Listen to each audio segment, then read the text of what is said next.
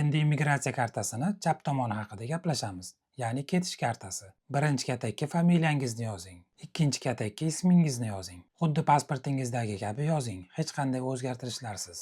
Uchinchi katakda pasport seriyasi va raqami. To'rtinchi katakda tug'ilgan sana. Boya aytganimizdek, diqqatliroq bo'ling. Birinchi yil, keyin oy, undan keyin tug'ilgan kuningizni yozishingiz kerak bo'ladi. Beshinchi katakda jinsingizni xuddi o'ng qismida qanday belgilagan bo'lsangiz, shunday belgilang. Oltinchi katak reys raqami. Xitoydan chiqayotgan aviaqatnov, poyezd yoki kema raqami. Diqqat qiling, bu o'ng qismida ko'rsatgan raqamingizdan farq qiladi. O'ng qismida siz Xitoyga kelgan reysingizni ko'rsatgansiz. Chap qismida esa Xitoydan ketayotgan reysingizni yozishingiz kerak. 7-katak millat yoki fuqarolik, o'zbek yoki O'zbekiston. 8-katakka imzo qo'ying. Chap qismini to'ldirganingizdan so'ng uni pasportingiz ichiga solib qo'ying va butun sayohat davomida saqlab qo'ying.